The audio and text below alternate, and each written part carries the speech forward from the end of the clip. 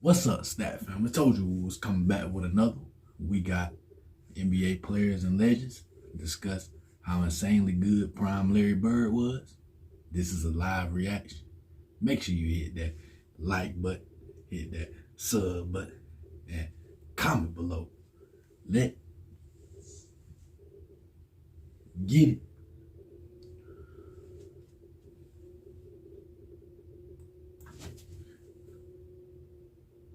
Knockdown. I'll be for real every time. I'll be excited every time, I promise you.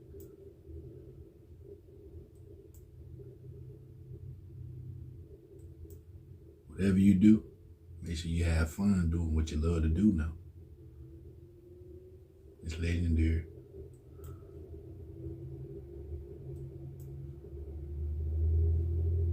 Y'all know what time it is. We're gonna get it started early.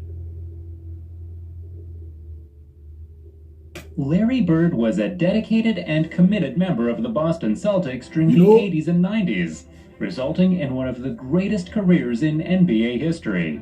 He made everyone around him exponentially better with his high IQ passing, relentless shooting and scoring, and his instincts on the defensive end. His rivalry with Magic Johnson that spilled over from college is regarded as one of the few ways the NBA was saved in the 1980s. No one can belittle his accomplishments, and many players have been left in awe of his game. Today's video will be about NBA players talking about how insanely good Larry Bird was. Bird had an impact on the game that every modern-day player should be thankful for.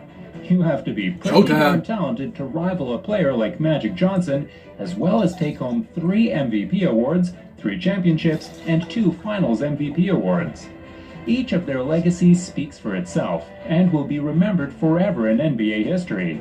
Today, we'll discuss comments made by NBA players who recognize Larry Bird's legendary status. Before we begin today, make sure to like the video and subscribe to our channel for more interesting NBA content. Let's keep rolling. Michael Jordan entered the NBA at the height of the Magic Johnson and Larry Bird rivalry. As the Chicago Bulls were in the East Conference, his airness was pitted against Larry Legend numerous times in the regular season and the playoffs. The Celtics' superior roster and experience allowed Bird to have a distinct edge over Jordan in head-to-head battles. However, Bird wasn't just relying on his team to carry him. It was the other way around, as the Celtics franchise player made the Green Machine one of the best teams ever in NBA history. Jackie McMullen, in the Ringers Icons Club, pulled up a classic of what Michael Jordan thought of his rival. "I get so many questions about Larry Bird. The thing is, was he really that good? I say, yeah, he was really that good. White, black, green, or yellow, he was really that good. When you see a player like Luka, when you see a player like Dirk, they're great players, but they're not Larry Bird by no means. You have to have a great appreciation to play against a guy who, athletically, every single night is at a disadvantage. But yet, mentally, and in the way his work ethic was, he was way above the game. He was way above everybody else." Coming from Michael Jordan himself, that was the ultimate praise any player could get. Considered by many to be the best to play the game, MJ had a front-row ticket to the legendary exploits of the man who was truly the Great White Hope for the Boston Celtics. Even more mind-boggling was Larry Bird's performance from 1980 to 1989. He was already a dark horse for the MVP in his rookie season and never dropped below 4th place in the annual Best Player Award. Larry Legend was a lock in the top 2 in the MVP voting for 6 straight seasons. Rex Chapman said he hated Larry Bird before he came around and acknowledged Bird's greatness. Appearing on The Rich Eisen Show, the basketball analyst and podcaster recalled entering the NBA in 1988 as Bird was starting to suffer from back issues. "I don't know why, I just hated Larry Bird," Chapman said. "I was a Dr. J, Julius Erving guy." Chapman said he soon learned that Bird was different. He recalled a Charlotte Hornets-Boston Celtics game from his second season, 1989-90. "Jerry Seasting told us in shoot-around, Larry doesn't think anyone 6'6" and under can guard him. He takes offense to it. Sisting, a Martinsville High School and Purdue alum and former Indiana Pacers player, had been a teammate of Bird's in Boston and was with the Charlotte Hornets at the time. "We put Kelly Tripucka on him, and we go out for the jump ball," Chapman said. Larry looked at the rest of us and said, "You guys are putting Tripucka on me?" Chapman said Bird started calling out his own plays and scored or assisted on Boston's first 4 possessions. We no longer had Tripucka on him. "There are only so many greats who can go out there and mess around with the game and still be great," Chapman said. Bird's performance, even with back issues, frustrated Chapman. "I liked guarding him until he scored because he wasn't athletic. He was slow," Chapman said. "You can keep him in front of you," and he still scored. And where does Bird rank all time with Chapman? Anytime anybody puts out a top 5 without Larry in it, I go, "What are you doing? He was amazing." LeBron James is mentioned in the GOAT conversation more than any other player, barring Michael Jordan, since he won against the Golden State Warriors, improbably with the Cleveland Cavaliers in 2016. Returning to his hometown team and delivering a championship after decades of failure against the winningest regular season team in NBA history convinced several people that LBJ might be the GOAT. James himself may agree at this juncture in his career, but that was not always the case. 2013 saw James win his second ever NBA championship with the Miami Heat, and in an interview during that year, he was asked who he thinks the top 3 players of all time are. LeBron didn't include himself, but his choices were pretty interesting nonetheless. Best 3 players of all time? Michael Jordan? Wow, this is tough. Michael Jordan, Dr. J, Larry Bird. On December 16, 2017, LeBron James passed Larry Bird in all-time triple-doubles. After the game, LeBron tried to downplay the accomplishment, saying it was just humbling for him to be mentioned among the game's greats, and talked about Larry where we see how much respect he has for him. For young guys that don't know him, they think of him as a jump shooter, but he was so much more than that. He was a passer, averaged double-digit rebounds, he defended, he took charges, and a complete basketball player. In his book, When the Game Was Ours, Magic reflected on his time in the league and his encounters with Bird.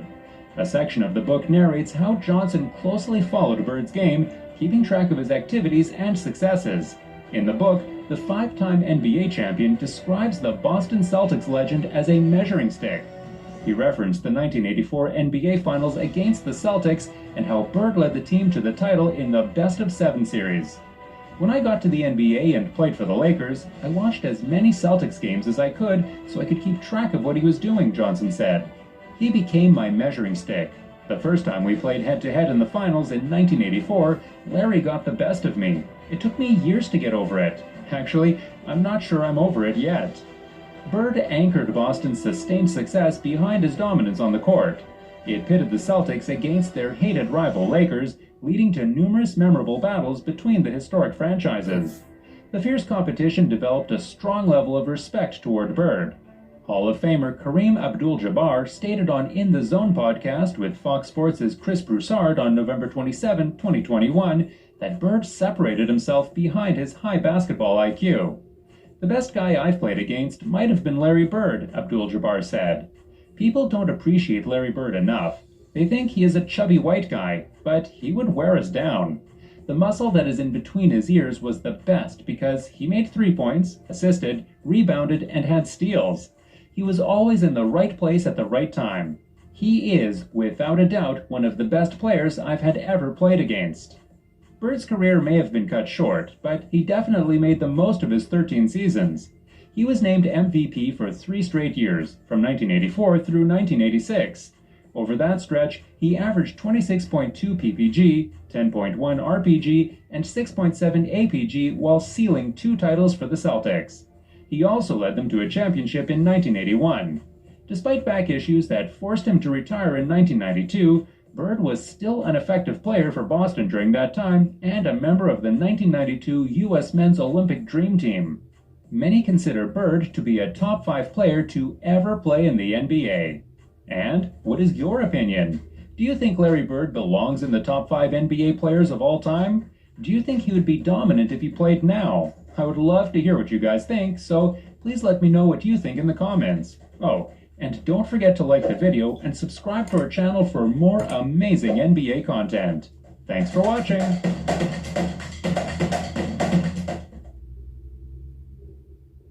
The shit's still amazing. Like, I'm still like shocked. For real, like, this shit does not get old. I just cannot believe this guy was really out there playing with a hurt back, laying on the floor, and then get back up and will torture favorite player. Man, what? This guy, I'm talking about literally laying on the ground, man. I never seen no other player in hoop history do this. I'm talking about park runs, any kind of run. Ain't nobody was doing that. Ain't nobody never did that. This guy's sitting on the bench, sitting on the floor. You think he done for the whole game. This guy's still waiting to get back in the game with a hurt back. Like he 99% out there. And then we'll go out there and torture your favorite player. Man, come on. I'm talking about, you would see him laying on the floor. Dude. I never seen this before. I never seen nothing like it. If y'all can pull up somebody else laying on the floor during the game, while the game is live, who else does shit like that? Think about it. That's some legendary shit. Just think about it. Dude is laying on the floor, man, waiting to get in the game. What? Just think about that scenario. Like, come on, man. The guy's a real legend. They call him the legend for a reason. Out there with back problems, still was putting up 40, 10, and 10. Are you serious? I'm talking about laying on the ground, man, with a hurt back. Imagine if this guy would have played 5 more years, man. The guy retired at 35 years old. Imagine if he would have played at least 3 more years. Motherfucker would have probably won 3 more championships. Come on, man. Really? I just cannot believe that this guy was just laying. Every time I see something about, bro, that just flicks in my head when I see him laying on the floor. I'm like, this guy was really laying on the ground, waiting to get back in the game and still play again. What? Who the hell does shit like that? I never seen nothing like it. This shit can't be made up. For real. None of it never gets old. It can't be made up. Like, I never seen nothing like that. For real. What? I can go on all day and talk about it, I promise you. Dude is a legend, man. I ain't heard so many damn legends talk about one legend. For real. For real. We need to you need another statue built. For real. This ain't even funny right here. You need another statue built. NBA. At the headquarters. Wherever the NBA headquarters at, New York, I think. You need one built up there. For real. Because this right here don't make no sense.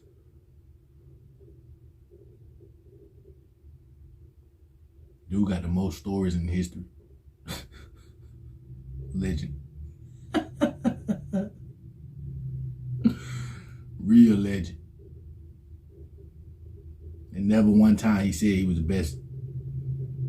Not even one time. He couldn't even say that he'd tell you somebody else better than him before he say he the best. I promise you. Bird just go out there and hoop, man. Bird don't give a damn about the numbers, man. Bird go out there and play. He want to win. That's all Bird care about, winning. Don't give a damn he dropped 50. He don't give a damn about that. You can tell how he play.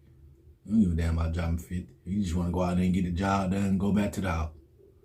Playing with a hurt back. Come on, torching them guys on the hurt back, man. Putting up triple doubles, man. I'm done, man. That shit just crazy to me, man. That's unbelievable. He was the only person to do that in history. College, little league, big league, whatever league you call it. He's the only person I ever seen do it in history. I'm talking about shit getting televised, man. You see a guy over there laying on the ground. Damn, is he coming back in the game? Man, come back in the game and torch your whole team, man. And then leave with a win. And then walk up out of there like he ain't do nothing. Man, I'm done, man. Bird family, it don't never get old. Real legend, promise you. French lick legend. You know we got to salute it over here. Salute you, Big Bird, to the end. Knockdown. Ah! Big 33.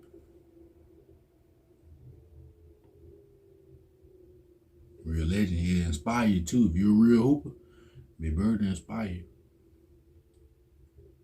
Promise you. I know if I was there, I'm trying to learn every damn thing in one day. Promise you. I need all that knowledge. How the hell do you such and such? How the hell you do that? How the hell do you mentally stay prepared for this shit? Dude was playing with a hurt back for years. Man, it never said a word. Think about that. Dude never complained one time about his back, even though it was still hurt. On his last leg was still torching shit on his way out. Literally. 92, you can go look at it. Motherfucker putting up triple doubles. Man. I can keep talking all day. It never stops. It's gonna keep going on and on. It never stops. That's how legendary the guy is, man, for real. Real legend. Salute Big Bird. Salute Stat Family. Thank y'all, Bird Family. Thank y'all, Stat Family, for watching the full video. We're going to be back with another video after this video. Make sure y'all stay prayed up. Y'all be safe. Y'all be good. You know?